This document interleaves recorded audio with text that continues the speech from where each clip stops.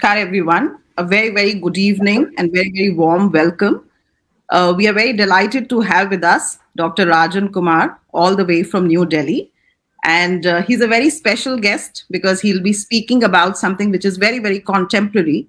In fact, as we do this conversation, a theater of war has already been in existence for some time in Europe now, and we are aware of the circumstances and the bylines which are happening in Europe. And we are very happy to bring you an expert who teaches Russian history, who teaches Russian and Central Asian international relations and geopolitics, and is deeply involved, also is a writer. He writes prolifically, speaks about it on various platforms. Of course, I'll be introducing him formally. But Dr. Rajan Kumar, for being here with us on this platform, I'm extremely grateful to you, deeply humbled and truly honored to have you amongst us to speak to us about the Russian-Ukraine relationships from historical perspective to the current crises. So thank you very much for being with us. Would you like to say something? Thank you so much, Mughda. I'm delighted. It's my privilege and honor. Actually, I should be honored for that you are inviting me here. And and the topic is very contemporary. So we'll talk about Russia-Ukraine relationship, and I'll try to give a broad overview from the historical period till the present crisis. So thank you, Mughda. And I would also like to thank the Literary Society of IS Association Rajasthan. So I'm extremely grateful to the entire team and also Yogesh, apart from Mughda. And thank you, audience. Thank you, everybody, for joining. And we hope to have a very good conversation on this topic. Thank you. Yeah, so thank you very much, Rajan. Once again, very, very warmly welcoming you. And I also like to very warmly welcome our very, very dedicated and discerning audience who have joined us today. And the audience, as we all know, comprises of not just the civil servants, but also members drawn from the civil society, because the idea of this platform is to be a bridge through dialogue and meaningful conversation between the civil service and the civil society. And that has always been our, purpose to bridge the gap, even if that gap exists only in perception. And I see some friends of yours and ours have also joined the conversation. So very, very warmly welcoming all our very, very discerning audiences. And just for the benefit of all those people who are joining this platform for the first time, I'm very happy to tell you that we have been in existence for the last 4 years. We have done more than 56 sessions. This is our 58th session. So very, very happy to be doing so many sessions. And this can only happen with the support of wonderful authors and speakers and, of course, the audience. So without taking much of your time, because we have an hour and a half to wind up this conversation, let me begin, first of all, by introducing our author and speaker. Dr. Rajan Kumar teaches in the School of International Studies, SIS, at JNU, New Delhi. His latest book, Re-Emerging Russia, was published by Palgrave Macmillan. He writes regularly for the Financial Times and other newspapers on issues of international politics and India's foreign relations. His first book spoke about conflict resolution, a study of Chechnya. He has also studied and taught in the University of Kentucky, Lexington, USA. He has also lived and taught in Moscow for a brief period. He is right now the Associate Professor at the Center for Russian and Central Asian Studies at SIS in JNU, New Delhi. And with that very brief introduction, I will now invite Rajan and ask him, this entire thing which is going on deserves a lot of attention, because every story that is happening in the current times has a backstory. So I'd like you to take us right into history, deep down into history, because very recently, I think it's The Economist which has come up with a cover page which says that the Stalinization of Russia is happening right now. Yeah. So that's the latest that I saw. So Rajan, how do you propose to do this? Do you propose to speak, or do you propose to show us a presentation? Yeah. So what I'm planning to do, Mughda, thank you, Mughda. Thank you, everybody. What I plan to do is that I'll give say 15 to 20 minutes kind of PPT slide because I want to show some maps and also some of the historical facts. So I can share in the slide, and after that we can have a longish Q&A with you, of course, and also with the audience. And as you said, we can be bilingual, so that's fine. I can speak English and Hindi both.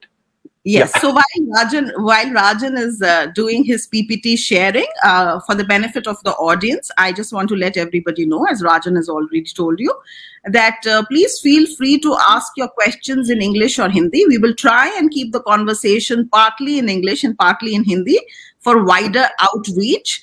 And I'll be really grateful if people can start putting down their questions, because we have limited time today. Rajan is here for a very limited time. He's been broached by a lot of, the print and the electronic media to give talks on this topic. So his time is very precious for us. So I would really request everybody to start writing their questions so we can pick as many questions as possible after the presentation is over. And Rajan, of course, will be talking of issues, principal actors, timelines, chronology, what it portends for the future, how the maps look, how geography plays a role, and so much more. We'll ask him through the questions after his presentation. Rajan, the floor is all yours now. All right. Thank you so much, Mughda. You're always generous in introduction with your speaker. So let me share the slide here, and if you can see, can you see the slide here? Mughda, can you see? Just confirm once. Yes, I can see. Yes. All right. Lovely. Yeah. All right. Yeah. So lovely. So these are the broader issues that I'll be talking about today. Crisis, most of you know, you have been reading newspapers, you have been following in the print and electronic media.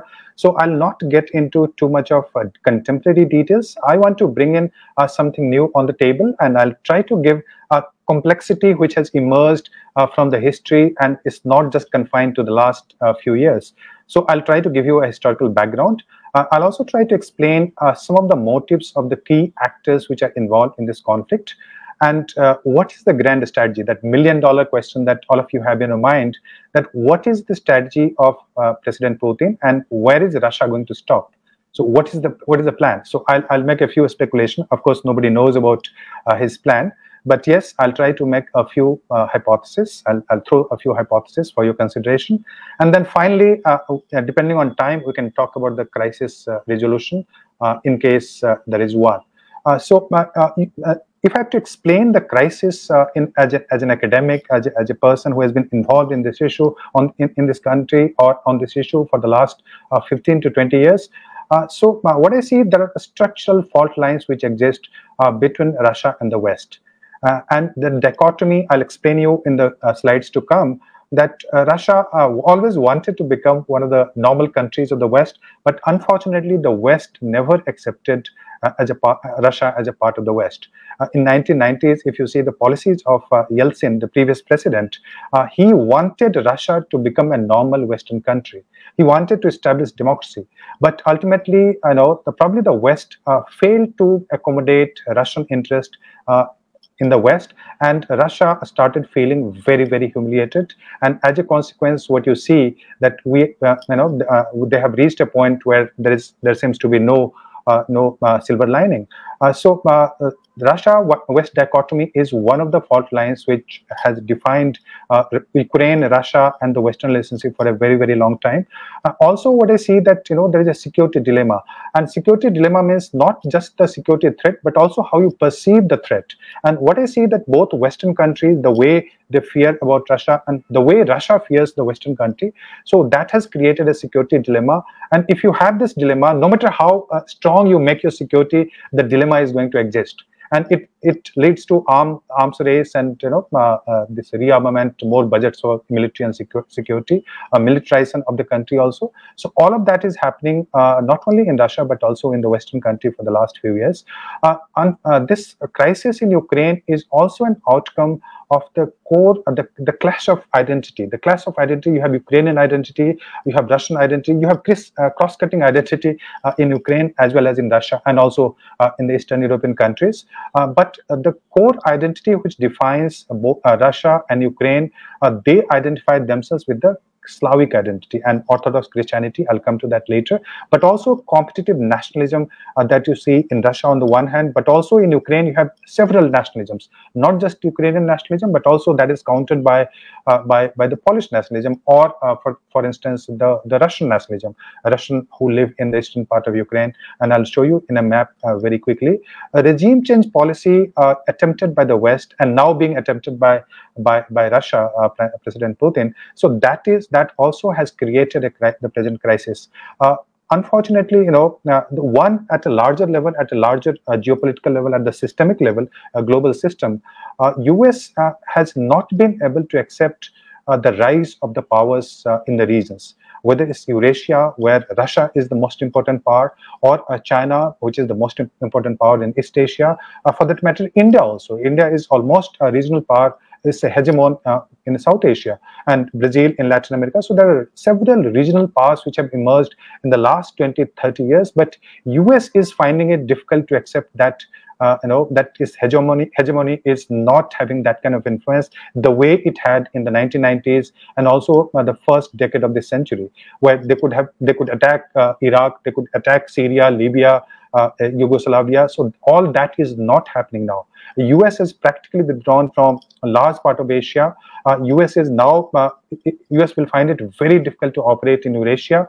It will find difficult to operate in Africa also, because the way China, India, and other countries are entering into Africa and also in Latin America. So US influence is declining, but US is not able to come to terms with multipolar kind of world which is emerging. US remains the most important part. There is absolutely no second thought about it. But US has to accept that there are other regional powers which have emerged, and US must accept it.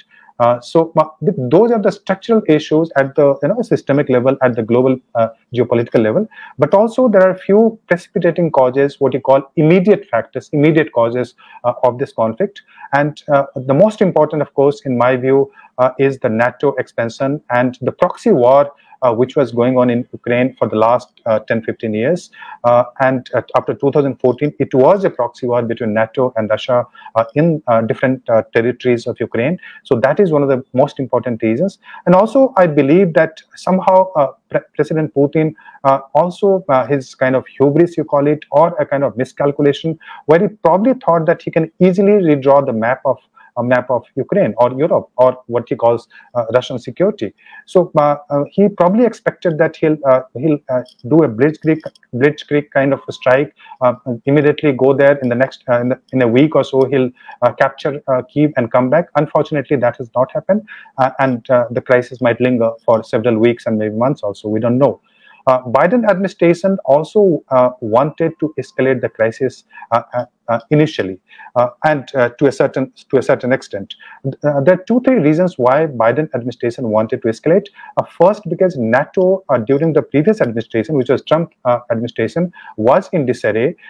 French President Macron said that NATO is a dying institution, and many of the people started believing in that. And France, Turkey, Germany, all these countries started thinking of European security, which would be different from the NATO provided security, and they started having relationship with Russia. And United States got really scared about this kind of development. In fact, if you see the American policies in Europe, it's not just to contain Russia. European policy in American policy in Europe are twofold. One is to contain Russia, but second is also to keep Germany down. US would never like Germany to become a very powerful independent military state. So to contain Germany also, NATO has to be the powerful institution. Only that way United States can keep a control on European security architecture. So that is one of the reasons. And there are some economic reasons. Nord Stream 2 pipeline, I'll show you the map in a second in the slides to come. But that is also one reason, because with the Nord Stream 2 gas pipeline directly from Russia to Germany, Russia could have bypassed Belarus and Ukraine, the two countries through which the traditional pipelines of Russia pass and connect Russia with European countries. And as you know, European countries are largely dependent on oil and gas supplies from Russia. 30 to 35% average, but some of the countries have 80%, 90%. Germany has roughly 40% of gas coming from Russia. And of course, the opportune time was provided by the withdrawal of NATO army from Afghanistan, because Russia thought probably that this is the right time to intervene, because US will never send its troops on the ground, and if it doesn't send its troops on the ground, there's no way Russia can come under pressure of NATO. So these are the broader regions, structural factors, and the immediate causes of the crisis. Now, how do you make sense of Russia? And I love saying this statement. I love giving this statement in my all presentations. But in fact, the Winston Churchill in 1939, he made a remark just before the World War II that if you want to understand Russia, Russia, according to him, is a riddle wrapped in a mystery inside an enigma. So it's very, very difficult. There are so many layers of Russian security, or the way Russians think about the West. So it's very difficult to make sense of what Russia is actually planning. But he also said that the key to understand Russia is national interest. So if you want to make sense of Russia, you have to understand what is the security and the national interest of Russia. But also the problem is that national interest will not be that helpful, because it's not a static concept. It keeps evolving. And Putin himself, if you see last just 1 month, so Putin's goalpost has shifted. Initially he wanted some kind of autonomy for Donbass. Now he wants a recognition as an independent state, and now Russian army is in Kiev. So you don't really know that that what is the national interest, and so that keeps evolving, that keeps changing. So national interest is a very ambiguous concept for any country, and it's always a changing concept. But what we need to understand historically is the Russian identity. And Russian identity is a split among Westernizers, the people in Russia who want Russia to become a part of the West, and Slavophile, because Russia, Ukraine, Belarus, all of them identify themselves as Slavic countries, apart from Serbia, and there are other countries also in Europe. But these are the core countries which identify themselves as Slavic states. So some of the people identify in Russia even today with that core traditional historic identity of Slavic identity. But Putin, because the Russia never was accepted in the historical period or even today as part of the West. So Russia also started thinking of a distinct identity, which is Eurasian identity. So Eurasian means it's not the part of the West, it's not the part of Europe, and it's not the part of Asia. So it's an Eurasian identity, which gives a distinct identity, but it's used more like an instrument that which can be argued that Russia is a part of the East, depending on if it wants to have an alliance with China. So it will argue that Russia is a part of the East. If it wants to have an alliance with Germany, so it can argue that it's a part of the West. So Eurasian identity is a very fuzzy identity, but it is used as an instrument by President Putin and a number of other scholars in Russia. Now, historically, the three elements which have defined Russia as a nation, if somebody asks you what is the basis of Russian identity, so normally you'll find that a lot of people, Henry Kissinger and a lot of other people have argued that Russian identity or the basis of Russian identity can be identified as orthodoxy. Orthodoxy doesn't mean orthodox as a term. It refers to Orthodox Christianity. So, because I'll come to that in a minute. So, Orthodox Christianity defines the Russian, and this Orthodox Christianity in Russia is different from the Catholic identity that you have in either the eastern part of Europe or the Protestant which you have in the western part of Europe. So, Russians identify themselves as distinct and different, and that Orthodox Christianity. And autocracy or authoritarianism, that has been defining feature of Russia in the Tsarist period. Even during the Soviet period, as you know, the kind of policies that Stalin pursued, so he was very autocratic, or he was very authoritarian, or dictatorial, whatever you want to call it.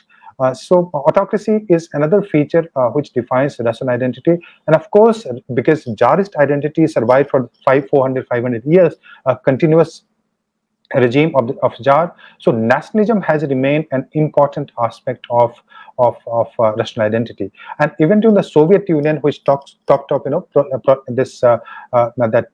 socialism or international socialism, etc.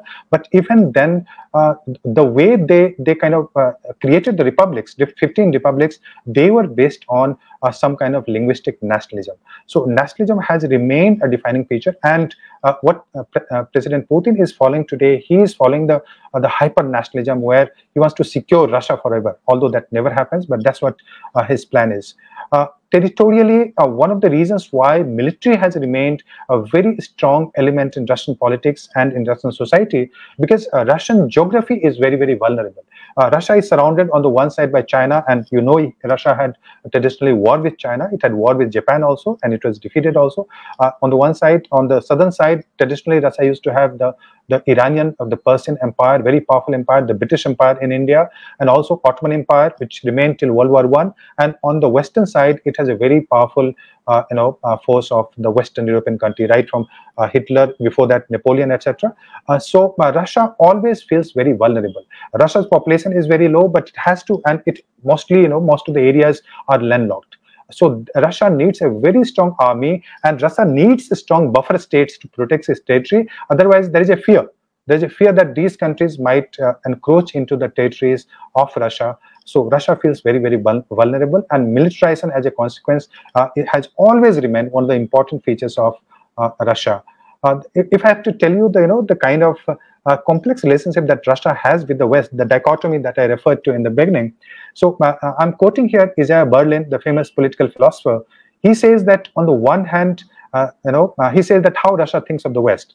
So on the one hand, there is an intellectual respect, envy, admiration, and desire to emulate and excel.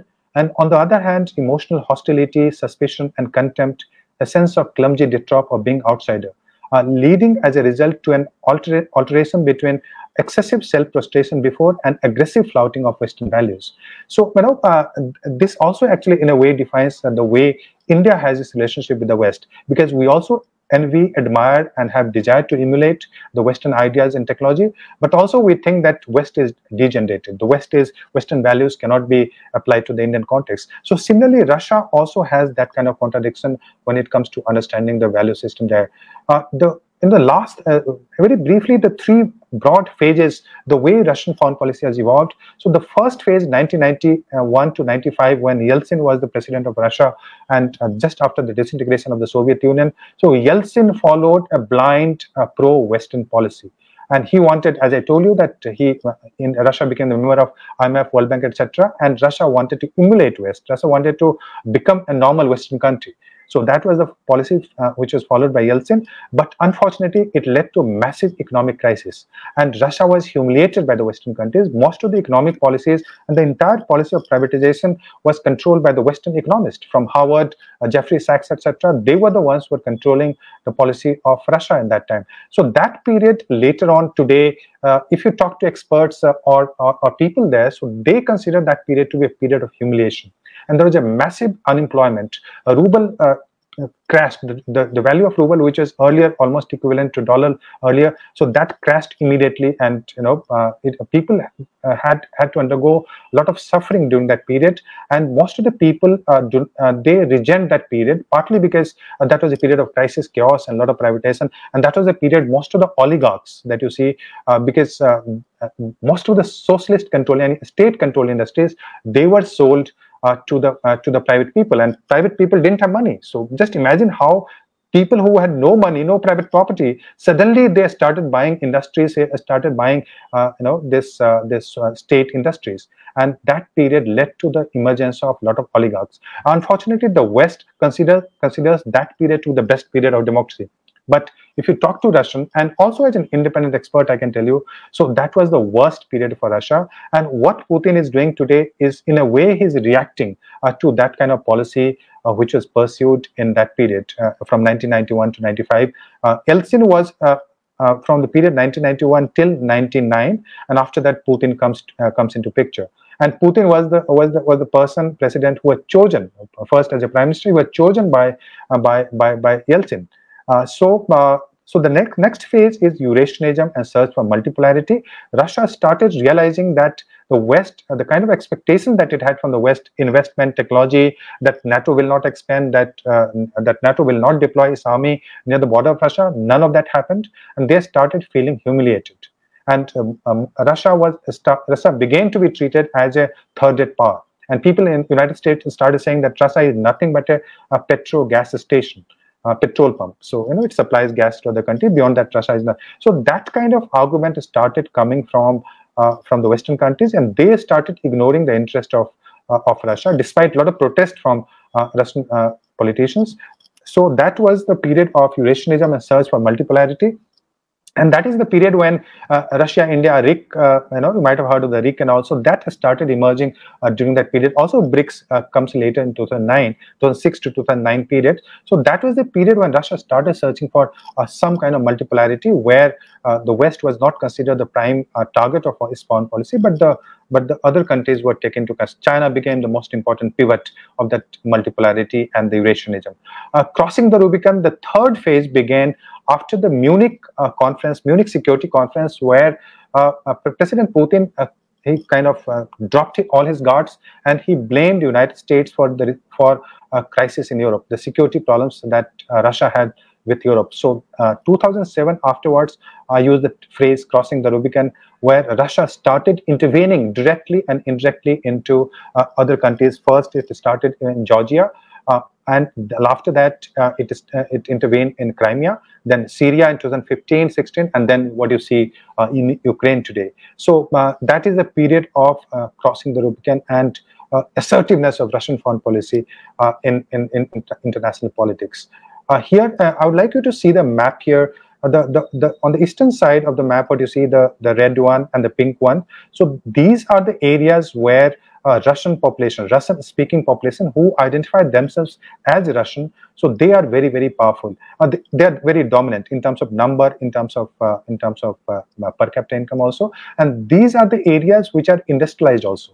Most of the industries of Ukraine are located in this area, and these industries, as you know, they were established by the Soviet Union. So, and as a consequence, because a lot of people started working in the industry, so a lot of people migrated from Russia to this part of Ukraine, and even today, this part has a majority of Russian population. On the blue side that you have, that where Kiev is located, Kiev, so that is where Ukrainian-speaking population. But Ukrainian identity is also very, very complex, because you have people, most of the people, 70–80% people, they understand Russian language, because the origin of Ukrainian Russian language has been very from the same root, so they understand the language. And the Orthodox Christianity is another thing which is common in both the areas. And Russia as a state that has emerged not from Moscow, not from St. Petersburg, and I'll tell you how it has emerged from Kiev. Kiev was the center of the origin of Russian identity. Here, just to give you a background that how Ukraine as a state was created by when different parts of Ukraine, were added by different rulers. As you can see in 1654, a small, very small territory, the orange color that you see in the middle. So that was just the territory of Ukraine in 1654. Then major part was added in between 1654 to 97 by different Tsarist rulers, and the yellow part that you see, they were added in that period. In 1939 to 45, after the World War II, what you call Lviv, where most of the refugees are today, and that is the area which connects Ukraine to Poland, Romania, etc. So that area was again this Stalin. And then 1922, earlier, the blue area that you see, that was added by Vladimir Lenin, the first ruler of Russia. Nikita Khrushchev, the famous ruler of the Soviet Union. So he also, the Crimea initially was not part of Ukraine. Crimea was always a part of Russia. But in the Soviet Union, it was just an administrative change. So Nikita Khrushchev in 1954 took away that small territory from the Republic of Russia, and it added to Ukraine. So, and that is why Russian claim that that Crimea has always been part of Russia, and it was a historical mistake committed by the Soviet rulers. And if you see the image here, this is the guy called Varangan Rurik, and 1862 AD, and this Kievan Rus, it was established by this person, this Rurik. And he is the founder of what he call Russia today. So the Russian state didn't emerge in Moscow or St. Petersburg. The Russian state actually emerged in Kiev. Kiev is the capital of Ukraine. So it ruled for 300–400 years, but because of the nature of politics there, it was always claimed by different powers, especially Lithuanian Empire, the Polish Empire, the Ottoman Empire, Austro-Hungarian, and also Russian. So Ukraine has always traditionally been part which has been contested by different historical dynasties and empires. Kievan Rus was incorporated into Grand Duchy of Lithuania and eventually into the Polish-Lithuanian Commonwealth in 1569. Russia grew its influence in Ukraine after 1654, and there was a famous agreement between the Ukrainian ruler and the Russian ruler, which is known as Pereslav Agreement, 1654. Remember this date, 1654, because exactly after 300 years, Khrushchev transferred that Crimea from Russia to Ukraine to celebrate that 300 years. So the Russian thought that that was a historical mistake, and Russia kind of annexed it in 2014. And so what I'm trying to say here is that Ukrainian identity is a very complex, multicultural kind of identity, and it has traditionally, historically been a part of different empires in different periods. But by and large, the majority of the territory of Ukraine has remained with Russia historically, and Ukrainians are often referred to as Little Russian by the Russian people. And as I told you, that Orthodox Christianity is one of the defining features of Russian identity, but also Ukrainian identity. Most of the people in Ukraine, they identify themselves with Orthodox Christianity, and later on you can ask me questions on Orthodox Christianity. But for the time being, remember that Ukraine also as a term means borderland. Borderland of what? Borderland, that means western borderland of Russian Empire. So Ukraine as a term is also the borderland of Russian Empire. So these are the reasons why Russia actually claims historically that Ukraine has always been a part of Russian Empire, and Ukraine, Russia is willing to accept the sovereignty of Ukraine, but Russia is not willing to accept that Ukraine become a part of NATO, or Ukraine is used by NATO to contain Russia. So that's all the conflict is all about from the Russian perspective. Russia, so this is the historical part, so I'm not getting into this. Now, the genesis of the crisis, 2014, so that has started in 2013 when Yanukovych was the leader, and he signed an agreement with European Union for the Eastern Partnership Agreement. That's what it is called. So Eastern Economic Partnership Agreement was a kind of agreement which could have taken place between Ukraine and European Union. And European Union claimed that Ukraine is as a sovereign state. It can decide its fate, it can decide its sovereignty, and it should not come under any pressure. Russia offered a better deal. Russia offered $15 billion of loan. Russia also put pressure, of course, politically on Yanukovych to not sign that deal, and instead that Ukraine should become a part of Eurasian Economic Union. Eurasian Economic Union, you have Russia, Kazakhstan, other countries also. So Russia wanted Ukraine to become a part of Eurasian Union and not the European Union. So so Yanukovych decided finally not to sign agreement with European Union, and as a consequence there was a protest, and that protest, what happened in Euromaidan, is called Euromaidan protest in Ukraine. So that protest was widely supported by civil societies, which were being funded by European countries, which were also being funded by some of the by America and other states. So that became a very controversial kind of protest, and after that Yanukovych had to flee. He had to flee from Ukraine to Russia, and that is considered the genesis of the crisis. And after that, Russia decided to annex Crimea. And the term used is not annex. Russia said it reincorporated Crimea, because Crimea, according to them, was always the part of Russian Empire. And as you can see in the figure here, Russia was ruled by a famous ruler called Catherine the Great, and she is the one who actually captured Crimea from the Ottoman Empire. Ottoman was the Turkish Empire, and Ottoman Empire was a very powerful empire which survived for several hundred years until the First World War. So Catherine the Great, she captured the Crimea region from Ottoman Empire. Russia lost the Crimea War in 1850s later.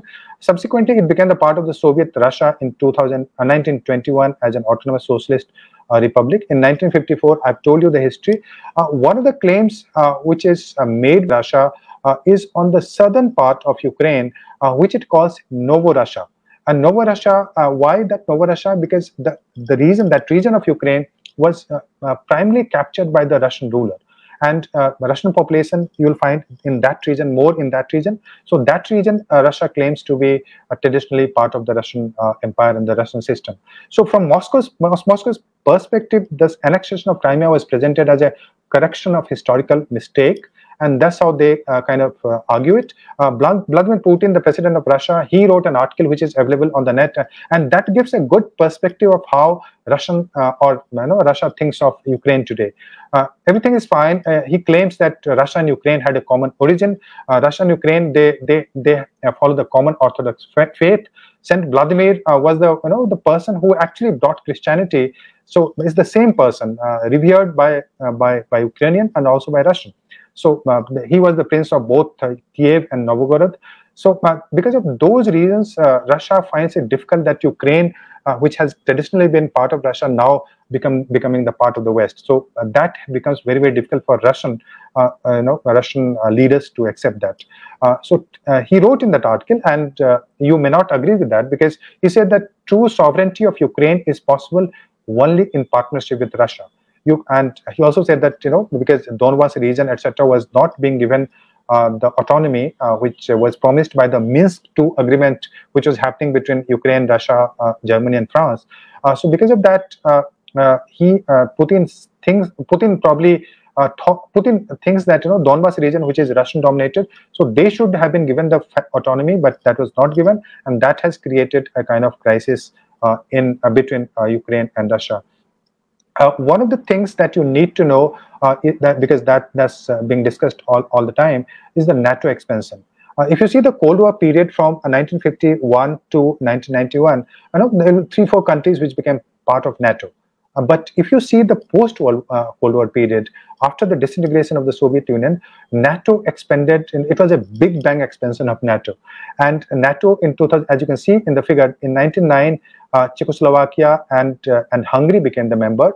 In 2004, Slovakia, then Bulgaria, Romania, then Slovenia, and the Baltic state, Estonia, Latvia, Lithuania. So all these states, many of the states, like Baltic states, they were part of the Soviet Union. Then they were republics. Then they became independent nations. So they were included in NATO. So Russia started thinking that the kind of promise which was made by the West, so that has never been followed or pursued by the West. But West never agreed to that agreement which was made in 1994. There were different agreements, Budapest, Bucharest, etc. So West, according to from Moscow's perspective, West did not follow the commitment that it made to Russia. So it has started expanding, and now it wants to include Ukraine and Georgia, the two republics which are left: Georgia, Ukraine, and Moldova. They are the three ones which are left on that side, and NATO wants to include all these 3 states. And as a consequence, Russia is feeling very, very threatened because of NATO expansion. The pipeline that you need to know, this is very important aspect of this conflict. On the top of it, that you see. This one, which the top line, which is maroon and red kind of line, which connects St. Petersburg with Germany. So what Russia and Germany did, that because Ukraine was in a crisis for the last 10 years, so Russia and Germany decided that instead of having a pipeline through Ukraine or through Belarus, which were the traditional pipelines, Russia decided that it will have a direct pipeline from St. Petersburg going through the Baltic Sea, as you can see, to Germany. And it could have connected not just to Germany, but also to other countries.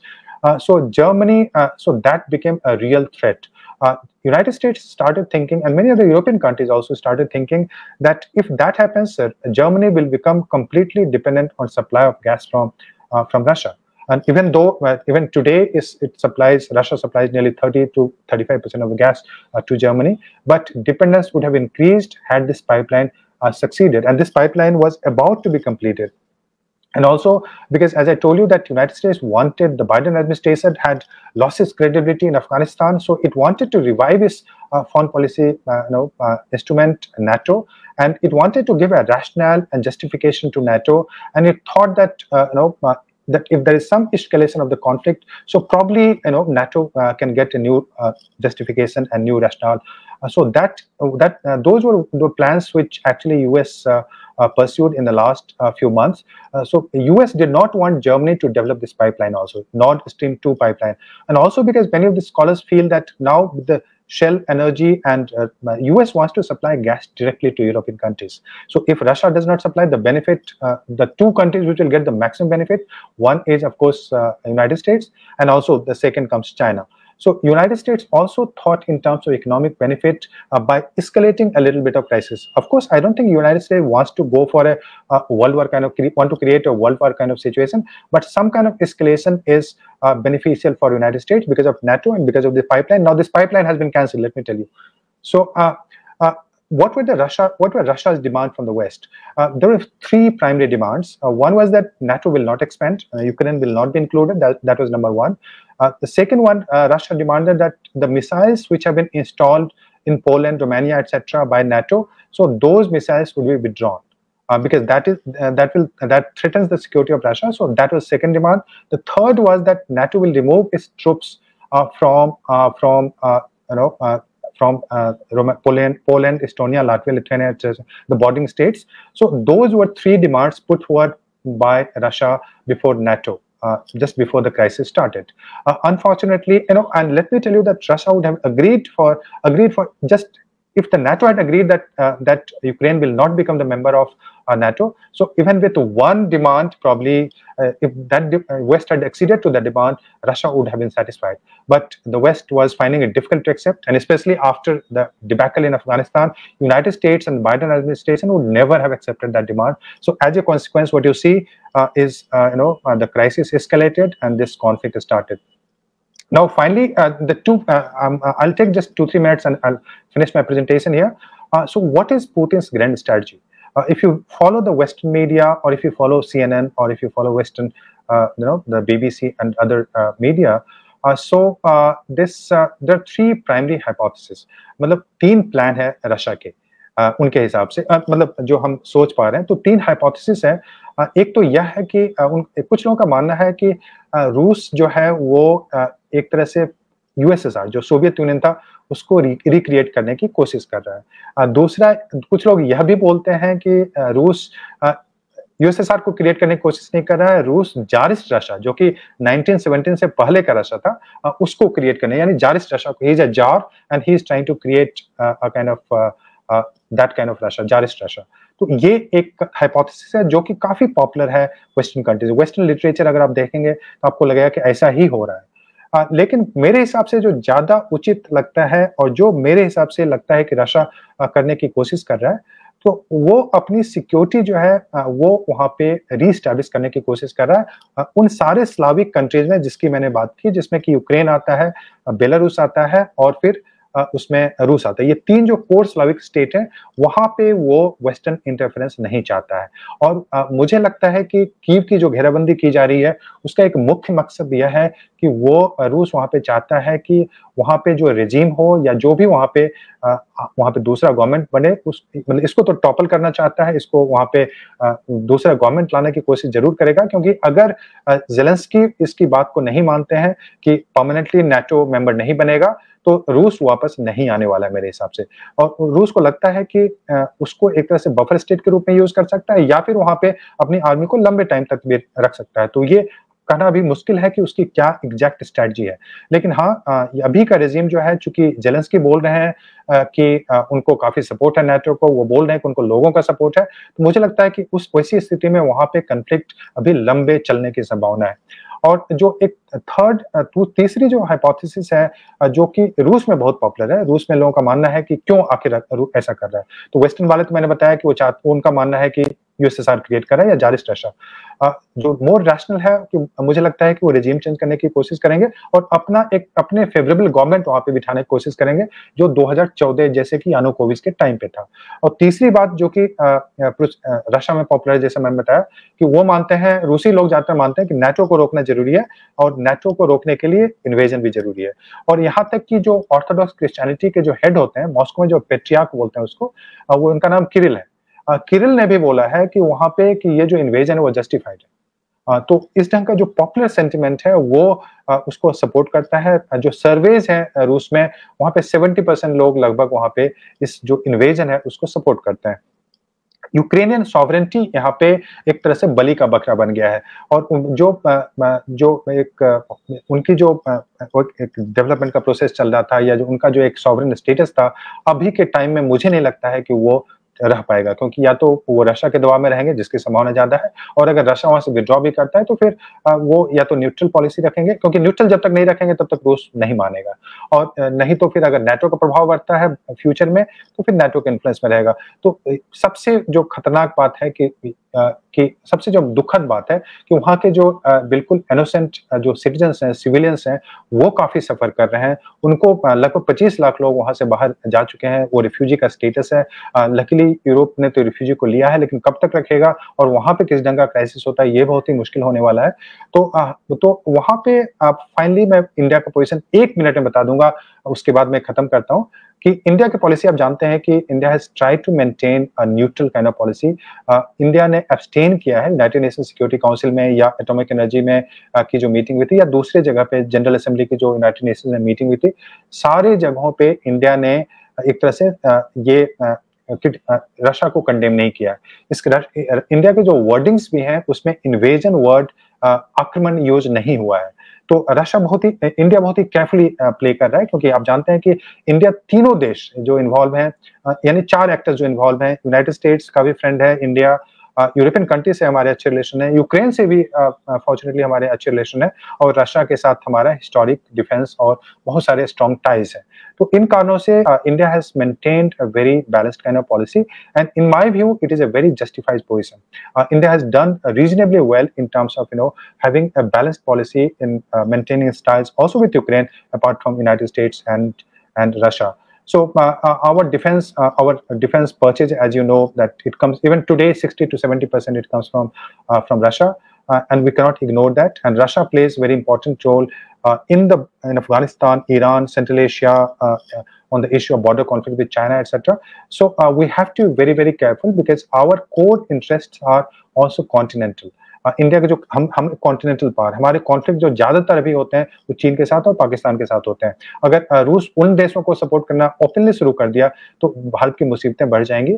और दूसरी मजबूरी यह है कि जो China के साथ जो मैरीटाइम सिक्योरिटी एग्रीमेंट है उसमें हमारा यूएस के साथ बड़ा अच्छा रिलेशन है, क्वाड एग्रीमेंट हमारा। तो India has to maintain a balanced policy, and in my view it's a very justified position.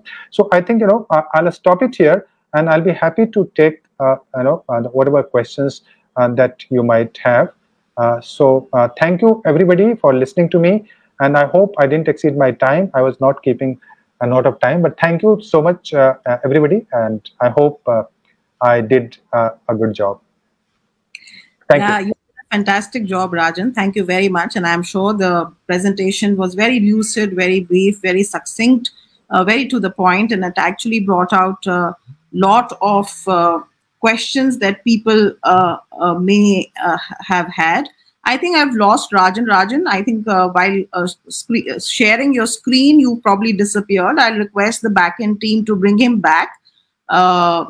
Please call him and get him back on the stage for us, because he seems to have disappeared from the stage. So we will have to wait. But I will just, while we are requesting Rajan to join back again, some very interesting things have happened, and I will just speak about that a little bit. Just give me a minute so that I can ask him to join back again.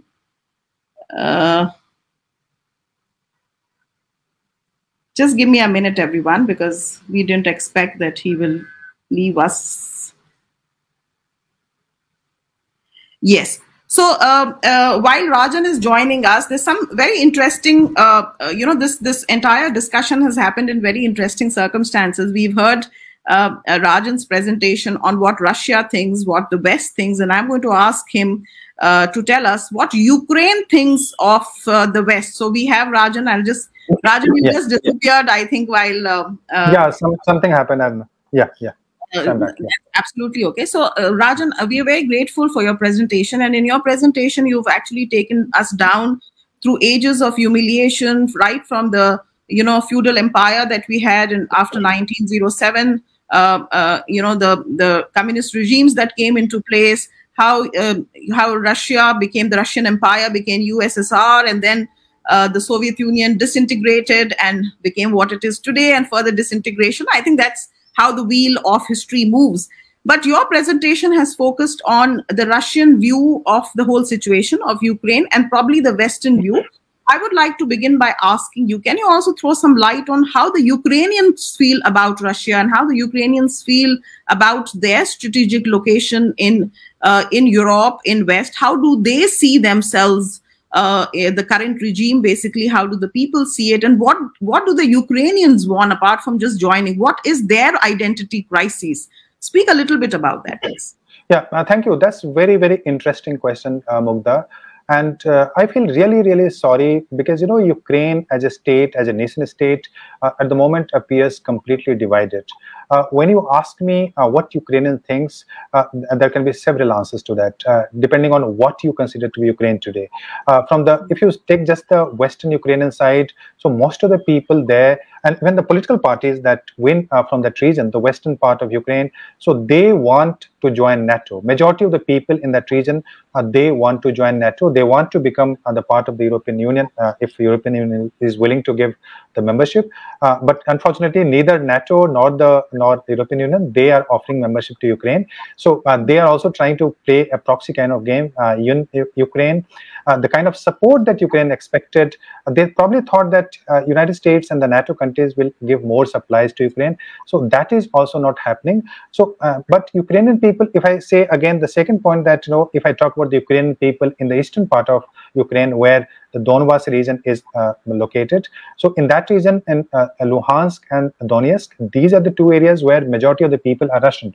So they want to get closer to Russia, and they want to either become independent or be in good books or good terms with Russia.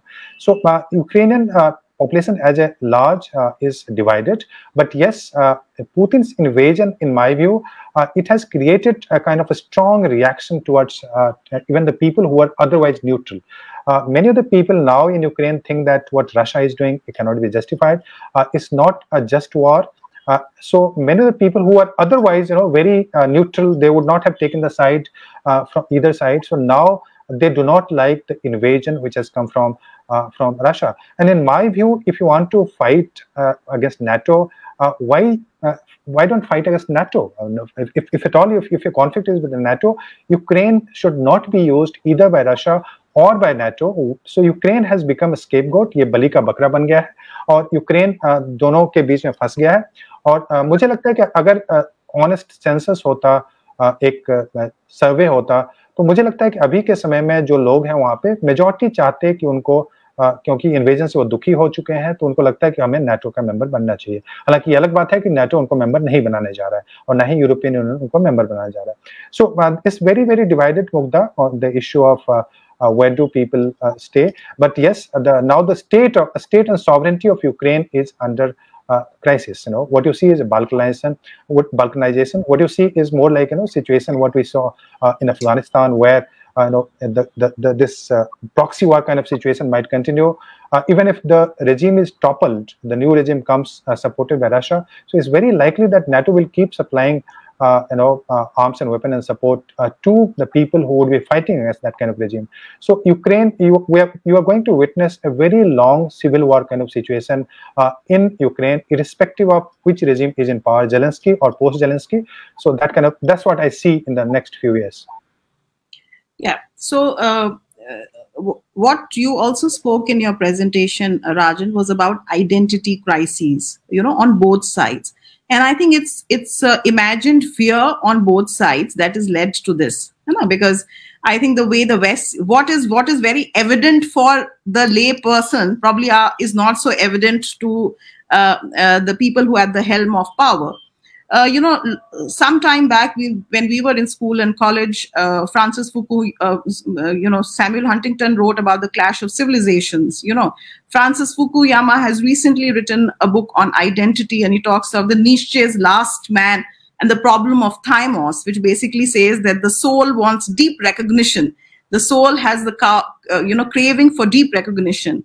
Amy Chuha writes about the fact that US, and she mentioned 7 other states countries where US as a democracy was not able to see in the wars that it entered into, Vietnam and Korea and so many other theaters, that its identity, and it's mostly the racial and the ethnic identity, which is at the root, which is the basic instinct of man who has this tribal instinct of, gathering. Also the fact that, identity in a way is a double-edged sword, which has the power to unite and also has the power to exclude. So I think that is also happening in the theater. But my question to you with that background is that we are talking of three ends in this whole thing. NATO, of course, you've spoken about in detail. What about the nuclearization? Do you think Russia would have had the same kind of power if Ukraine had not given up on its nuclear status? That is one question. The other thing that we hear in the news is denazification, with Zelensky being a Jew. Talk about the other two ends, which you've probably not touched. The fate, what is it about the nuclear thing? What is the agenda that is driving people? And what is this whole concept of denazification? Because any which ways, Germany is not supporting the entry of Ukraine into NATO, neither is France, nor is Turkey. Please talk about these other two ends. Thank you. 3 points, Mughda. The first assumption that you made from Samuel Huntington, Clash of Civilization. In fact, what is happening in Ukraine that punctures the theory of Clash of Civilization, because it punctures the theory, because the theory said that the future conflicts would be based on cultural fault lines, and he identified cultural fault lines as Islamic versus Christianity and Christianity versus Confucianism. So what is happening is internal conflict within Christianity. All right, so it doesn't support that theory at all. But anyway, the important question that you asked was denuclearization, denazification. What does Russia mean by it? Russia, if I have to take the official view of Russia, so what they mean, what they think that the Zelensky's regime is a regime like Nazis, and that because he is getting a lot of support from the Western countries, is hyper nationalism, and he is also oppressive to some extent towards the Russian linguistic minority. So because of all these reasons, Russia says that Russia has to denazify Ukraine. And by demilitarization, he means that it has to kind of cripple the military installations in different parts of Ukraine. But let me tell you that I think that is more like a pretext of war rather than the reality. If Nazis were ruling in Ukraine, I do not think that Germany would be supporting that regime. And also, do not forget that the ruler Zelensky is a Jewish. His grandfathers fought in Soviet army, Red Army, against Hitler. So I do not buy that official argument of Moscow, where they argue that it's a kind of war against Nazi and all. So that is not the case. Yes, it was discriminatory towards Russian population. That's a fact, but it's not a Nazi regime at all. As far as the second question of nuclear Ukraine is considered, whether that could have worked as deterrent, that's a very valid question. And in my view, that definitely would have worked as as a deterrent, because you do not attack a nuclear country because of the threats that you have. All these countries in 1994, the agreement that happened, Budapest Agreement and the other agreements also, Russia and the Western countries both promised that they will ensure the security of Ukraine, and they will also provide some funds and grants also to Ukraine if they decide to get rid of that nuclear weapons. Ukraine did it. But unfortunately, what is happening today, that neither the kind of protection that is expected from NATO, that is not happening, and Russia has invaded Ukraine. Nuclear deterrent, it could have worked. It has not worked, and sanctions cannot be the nuclear deterrent. No matter how much of sanctions you can put in, Iran survived the sanctions, and most of the regimes in the world, they have survived the sanction for several decades. So sanctions, economic, commercial interest, they never worked as nuclear deterrent. But yes, nuclear case would have been different. You are right. Thank you. So we'll talk about sanctions also, Rajan, because Yogesh has also asked a question on sanctions. But I'll just like you to hold on to that thought a little bit, where we are talking about identity, and it's still not completely done with that question. It is increasingly being believed that democracy with gross inequality is incompatible with universal brotherhood, which basically means that the social fabric gets torn. And we are aware that that in Russia's own economy, only 10% people are very, very rich, and the rest 90%, so are very, very poor, are not able to maintain an average lifestyle. And I have had some, personal eyewitness stories of having traveled in Russia some 10 years back and seen the kind of opulence that exists in a few, and spoken to a few people. So tell me something which is of interest to me, and this is also a universal template, because Putin also himself, extended his tenure as president very recently. So there is some mastermind game planning which already existed in his scheme of things, probably, and I want you to answer that question. Because in a democratic setup, it becomes very difficult to hold on to things when your economy is nosediving, right? And there are economic interests involved in this whole scheme of things.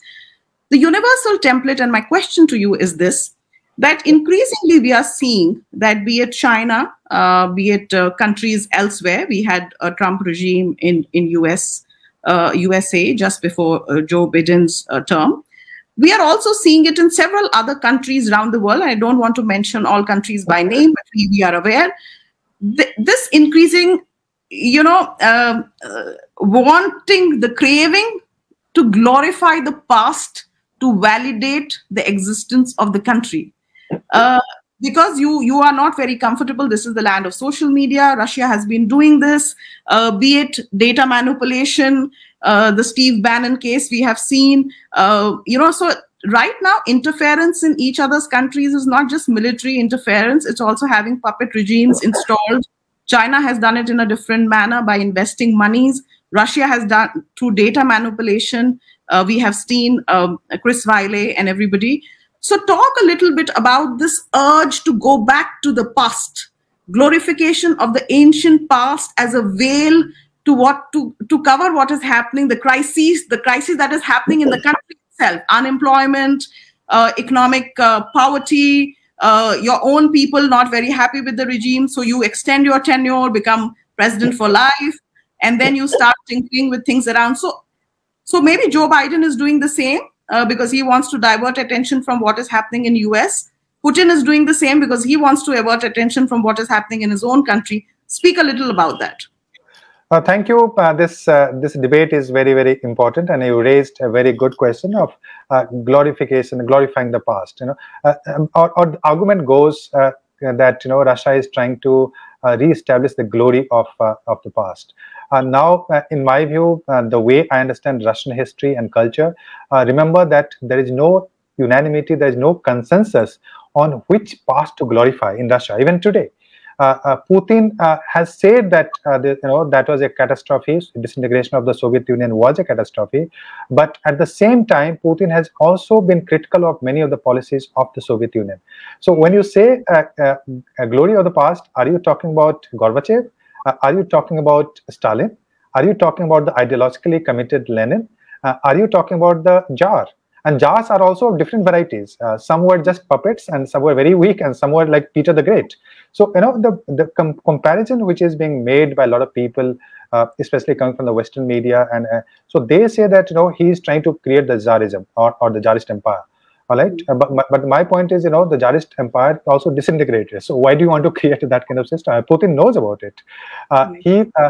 He also, some of the people also argue that he wants to become the Peter the Great, because Peter the Great, who established St. Petersburg, and you have been to St. Petersburg, I know. So he wants to create that kind of system. So I think my view is that Putin is aware of the fact that he cannot create the Tsarist empire. He cannot create even the Soviet Union. Why? Because the world has completely changed, and some of the people treat President Putin as a crazy person who is going to take all the territories of the post-Soviet state. But in my view, that is not the case. In my view, what he's trying to do, because I told you that there is a security dilemma. And security is an issue of perception. It's not about the real threat and the real security. Real threat and security is a very imaginary kind of concept. It doesn't exist. But if you have the security dilemma, when you fear that NATO is going to contain you, NATO is going to invade you. It might take away the territories which are very productive, the oil field and gas field, etc. So then you try to ensure a boundary which can ensure the security of Russia as a state. So in my view, Russia is concerned primarily about halting the expansion of NATO. Russia is second motive of Russia is to play a bigger role in European security architecture, where it can have a good relation with Germany, France, Italy also, and it would like many of the countries to remain neutral. For instance, not every European Union country is a member of NATO. Austria is a neutral state. Austria is not a member of NATO. Finland is not a member of NATO. Sweden is not a member of NATO. So these are the states. So Russia would prefer a kind of a role in the broader European security architecture. That's a fact. Russia also wanted to revive its economy, but now for the next 10-15 years, I think it would be very, very difficult. And by the time it establishes a relationship with China, so that will take time. But remember that the reason why Putin cannot revive either Tsarism or Soviet Union, because other powers have become important. The world has become multipolar. World is not bipolar, remember. And world is not the monarchies of the Tsarist period. So China has become important. Do you think China will allow Russia to have influence in Southeast Asia or on Korea? It's very, very difficult. India will not allow in South Asia. Brazil will not allow in Latin America, and then Africa is again divided. So what I think in Africa, out of 34 countries or something, 40 odd countries, 17 countries voted or abstained in favor of Russia. So the world is very divided, and I do not think Putin is so foolish that he can think of reviving either the Soviet Union or the Tsarist Empire. Coming to your question of inequality and democracy, remember that the narrative is important. Russian media is very, very controlled by the state, especially the electronic media. So the narrative that people are getting is very, very different from the narrative that we get in India or from the West. And other places. So it's a totally different, and narrative is controlled by the state. In all the authoritarian state, the narrative is always controlled by the state, and that's exactly the case in Russia also.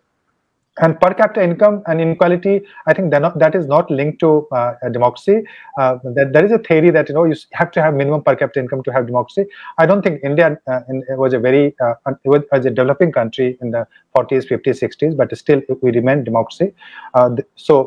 Inequality is there, you are absolutely right. And oligarch, as I told you, that they became very powerful, and only those oligarchs survived which got the patronage of Putin. So many of them, like Khodorkovsky and all, who were the head of Yukos Oil, famous oil, so he has been jailed also.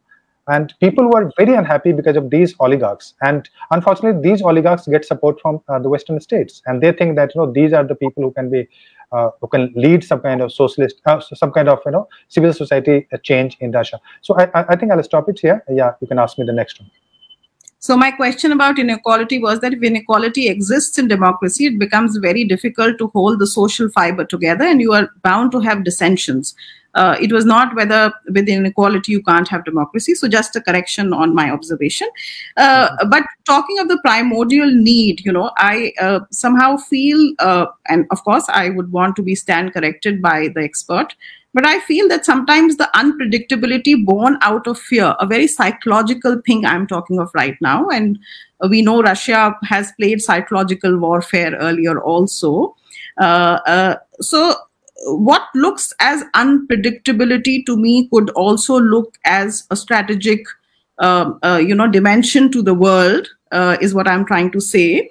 But my question is that, when we look at Europe, from Europe's perspective, we have seen that this whole, experiment that Europe tried with the European Union, 2015 onwards, the fabric has been kind of, disintegrating in many ways. The way that it was assumed has not worked. We had a Brexit very recently, and we've now seen that the Eastern Europe is actually, disintegrating, has come together, gone back. And this is also a template of history. So it is nothing new that is happening in contemporary times. Europe has seen that many times over, beginning from the Vikings and down to the Roman Catholic Habsburg Empire, the Moors on the western side. So all this has been happening of late.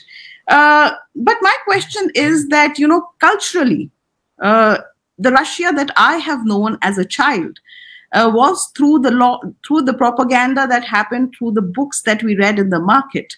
Right. And we have seen, we did a presentation on China recently, and we see how China is using social media, culture, setting up the Confucius Institutes, using culture to improve its image in the Western, in the Western market, trying to, intellectually find a strategic footing. With war, I don't know whether that aim can be fulfilled, but talk a little about what the mastermind, masterstroke with regard to culture is, about which we know very little, because culture is a very, very important tool of, trying to set your reputation right in the Western market, obtaining leadership, obtaining support. What is Russia doing? Is Russia doing anything with respect to that, apart from the war that it is, led to recently? Talk a little about the cultural influences and as an instrument of reimagining Russia. And also, when I spoke of the past, it's like the Benedict Anderson's past, imagined past. You can imagine. So there is everything for everybody. If you are a believer in the Tsarist, you can think that, okay, it's the Tsarist revival which is happening. If you are a person which holds the communist thing, so it's like keeping it vague, but keep referring to the past. Yeah, thank you, Mughda. Imagining is fine, but imagining has to stand on the reality. Otherwise, imagination becomes just a dream. So, Manu, coming to the point of cultural war, cultural context, let me tell you that every nation state defines, according to some kind of cultural exceptionalism. In the case of Russia, that cultural exceptionalism is, of course, the language. But also the the Orthodox Christianity. At least Putin, President Putin, he does define Russian identity in terms of this Orthodox Christianity. And Orthodox Christianity, as as you know, that there are three heads, patriarchs. One is the the Vatican patriarch, that Pope Francis that you have. The second one is the ecumenical, which is located in that Istanbul, which was part of Constantinople, and the third one is the Moscow Patriarch. Moscow Patriarch, and the head of the Moscow Patriarch is Kirill, is the name at the moment. So he, in fact, it's very interesting. I'll share the article with you, which what I read in New Yorker. What he says is very interesting. He says that this invasion is justified because we cannot allow the gays to parade the way they do it in the West. All right. So they fear that the gay, lesbian, etc. So they fear that the West is degenerated, and if the Western influence comes to Russia or Ukraine, those kind of values will come, and this Orthodox Christianity will get compromised. Some of the things that we hear in India also, and many other developing countries. So coming back to Kirill, that patriarch, Moscow Patriarch, he justified this war, and he's the only one out of three patriarchs that I told you, that one in Istanbul, one in Vatican. Vatican has taken the neutrality. The Vatican follows the policy of neutrality. He'll not say anything against this thing. And Vatican is also separated from the Moscow Patriarch. But Moscow Patriarch says that it's a just war, and we need to check the Western influence. So he's not defining as a economic influence or the diplomatic influence over Ukraine. He is defining this war as a cultural war. And because in the after the disintegration of the Soviet Union, that Orthodox Christianity as a religion, because there was no church worship and all, it was a very hidden act during the Soviet period. Many of the churches were destroyed also, but it emerged with vengeance in the post-Soviet state. All the states, not just in Russia, but post-Soviet states.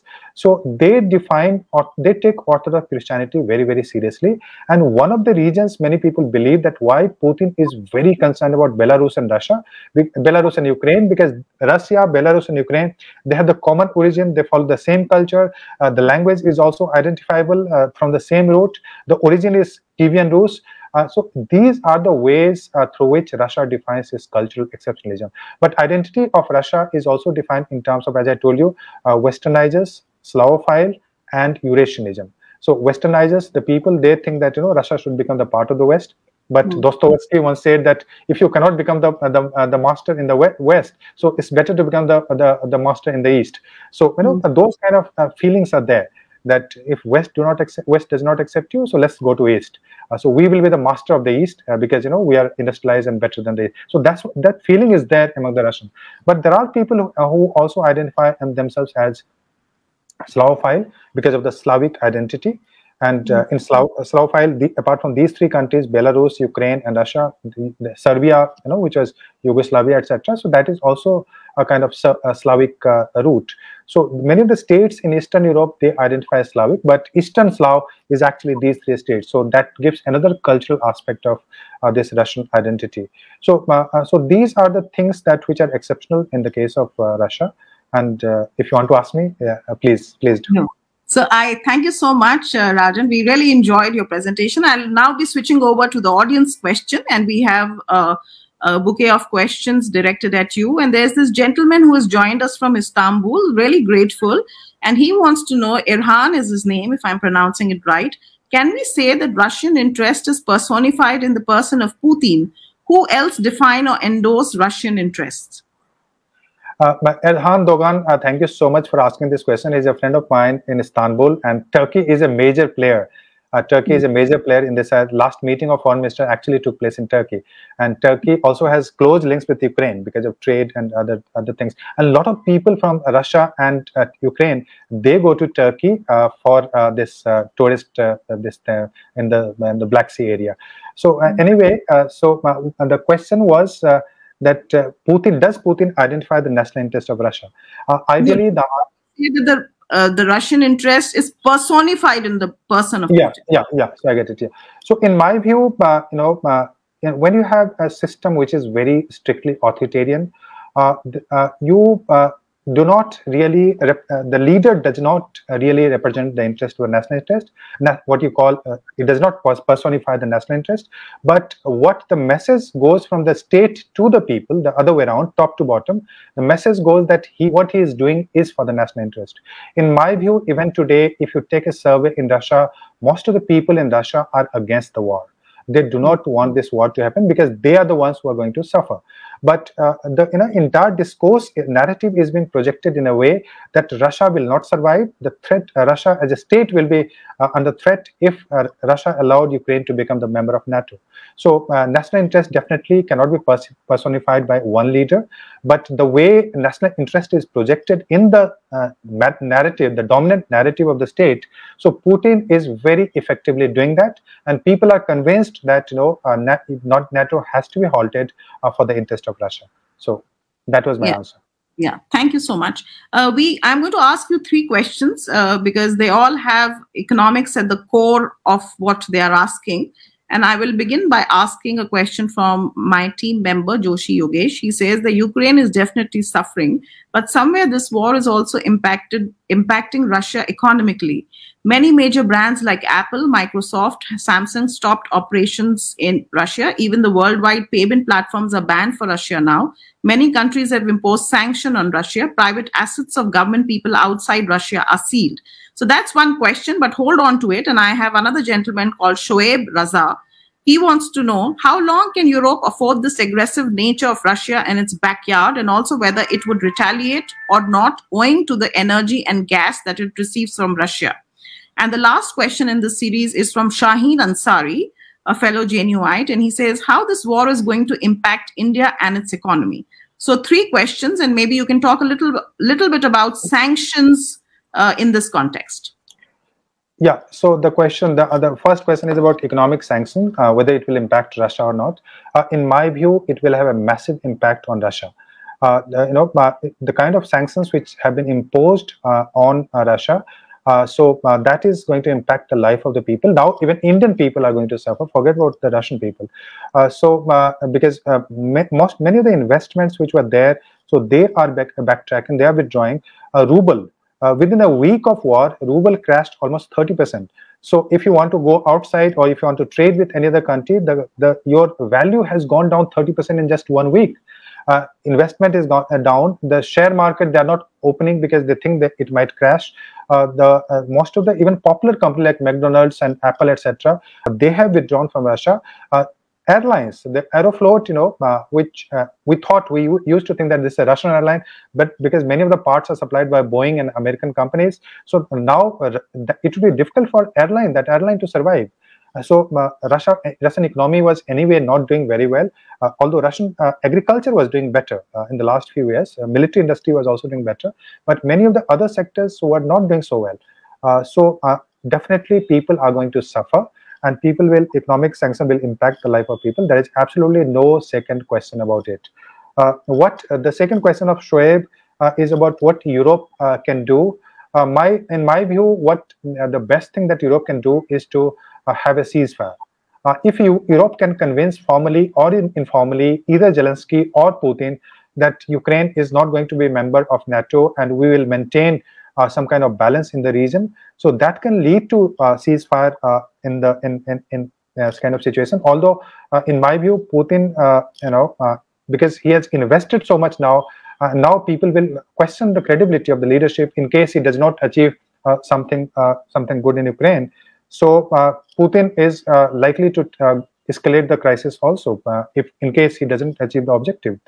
In my view, Europe should put pressure on both the sides, and it should lead to ceasefire, and it should lead to resettlement of the people who have become refugees. All of a sudden, 6% of the people have become refugees, and if the war lingers on, the people who are going to suffer are the Ukrainian people. So Ukraine also has to realize that the war is very asymmetrical. Ukraine can fight, but you cannot fight an enemy without clear support from NATO if the enemy is so powerful and so big. And if the Kiev is surrounded, is seized, under siege, so how long Kiev will survive, that is also a question mark. Now, 2 of the mayors have been abducted, they say, by the Russian army. So many of the leaders would be, under control of Russia, and that will influence the people's opinion also. So, European countries, even India, Turkey, Israel, China, they should play a very proactive role, because we are suffering because of this crisis. Our oil price has gone up, $630 billion we are going to spend extra on energy because of this crisis. So inflation has gone up. The value of rupee has also gone down a few rupees in the last few days in comparison to dollar. So all of us are going to suffer. And so we should put pressure on different parties to hold a ceasefire and go for negotiation. Yeah, so thank you very much. And we have an interesting observation. So Vidya Sarvesan is a professor of English literature at IIT Jodhpur, and she says that the famous poem by Lord Tennyson called The Charge of the Light Brigade was dedicated to the Crimean War soldiers. That's just an observation that came. I thought I should read it out. Thank you so Pavan much. Swanaji has been is a professor, ex-chairperson of the Women's Commission at Jaipur. She says, how to stop war and peace should be regained. Kindly suggest some possible solutions. Your time is a little short, so I'll read out a few questions you can answer. Then we have Alka Aditi saying, with Ukraine crisis, how does it affect the Southeast Asian region, and why haven't they responded to this as yet? Abbas Razvi says, seeing how Ukraine wants to join NATO and the European Union, how would that affect the quality of life of the ordinary Ukrainian? Would it also give them more security in the future? And one question from Professor Hari Nair from BITS Pilani, and he says, in fact, he has quite a few questions, but maybe we can take up 2 questions. What are the reasons for British Russophobia, and what is the rationale for NATO expansion? Is it for commerce of the Western war corporations? And he thanks you for a brilliant presentation as well. Okay, so let me start with the this British phobia of Russia that Professor Hari Nair that asked me in the last question that you read. So what is the rationale for NATO? In my view, NATO was a decaying institution during the Trump administration, because Trump pursued a policy of American isolation, and he started asking money from Germany and other alliance partners, also Japan, etc. So people started thinking that if American isolationist policy continued, he followed economic isolation and also military and this political isolation. So NATO started feeling threatened. NATO's legitimacy was under threat, under question. So Biden administration thought that if it has to play an active role in Europe at least, and Europe is the primary region for United States. Please remember, US hegemony cannot be continued if Europe does not remain the part of American alliance system and American liberal order. So because that was being threatened, so Biden administration sought to revive NATO by giving legitimacy to NATO by a kind of engaging in this kind of crisis also. So rationale for NATO is, in my view, NATO should not have, NATO's security will not increase if it includes either Ukraine or Georgia. All right. Instead, if Ukraine becomes part of NATO, NATO will be facing a Russian army. So I just fail to understand how NATO will be more secured if Ukraine becomes a member. British security threat is very historic. Also, remember the two countries which actually fear the most in Europe, Russia. The two countries which fear Russia are. One is European Britain, and the second one is United States. So they are very, very concerned about the rise of Russia.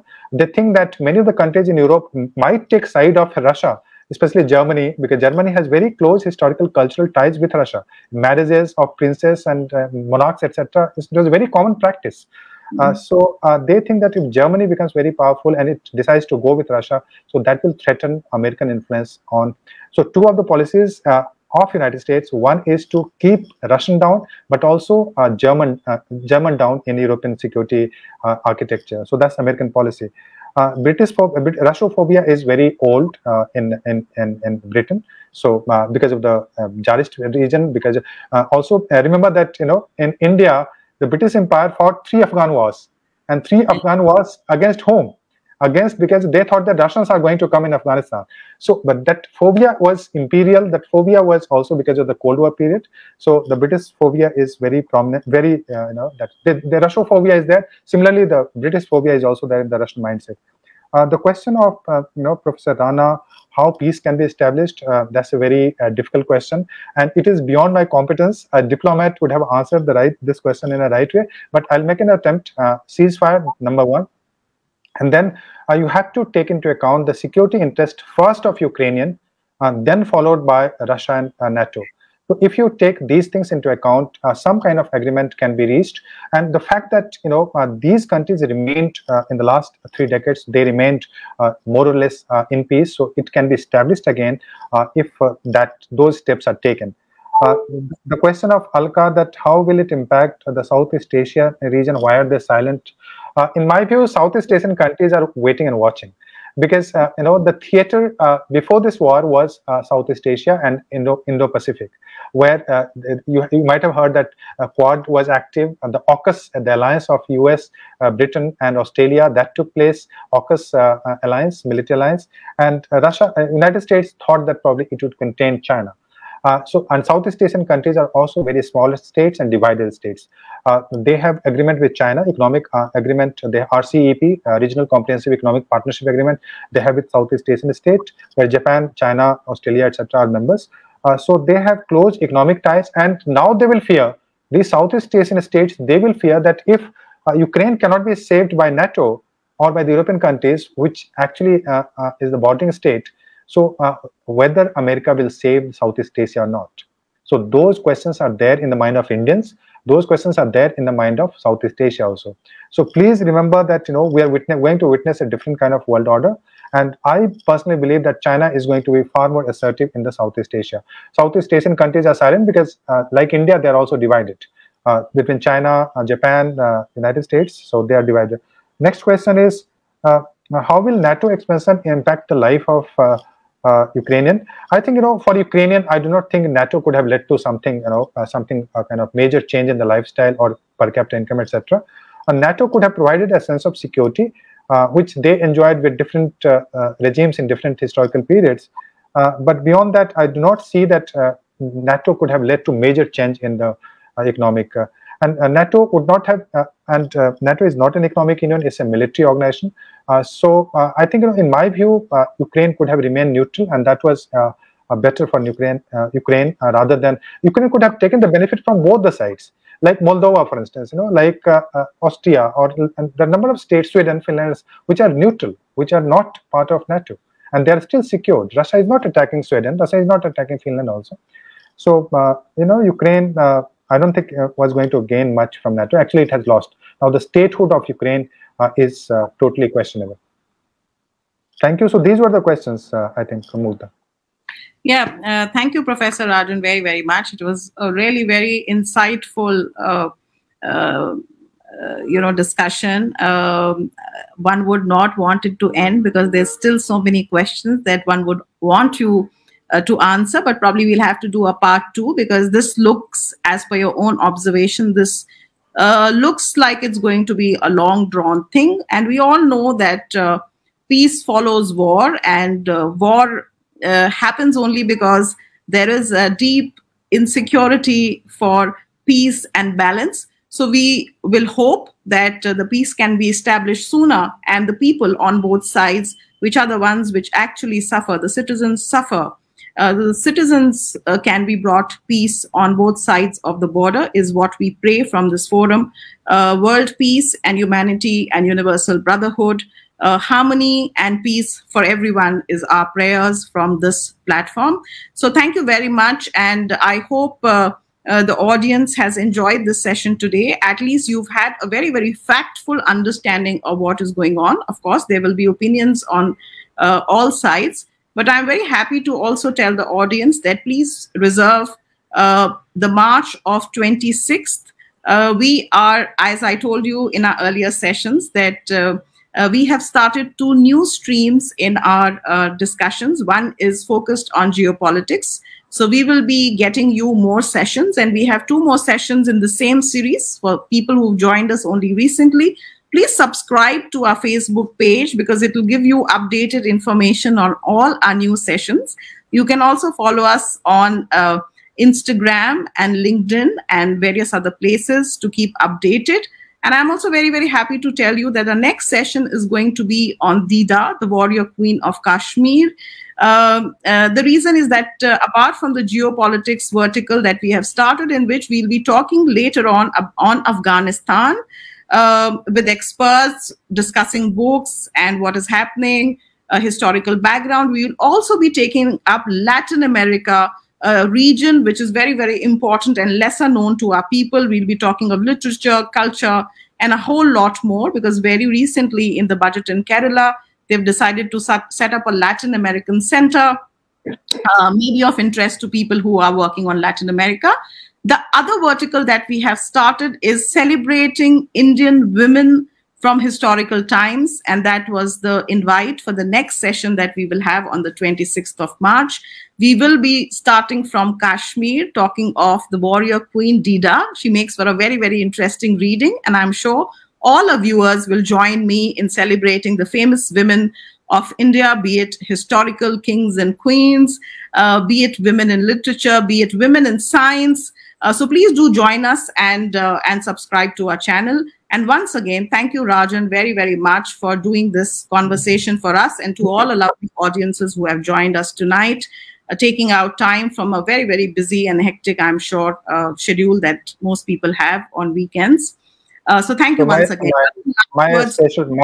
Thank you so much, Mughda, and also Rajasthan IS Association for giving me this platform and opportunity. And I'll look forward to doing it again. Thank you so much.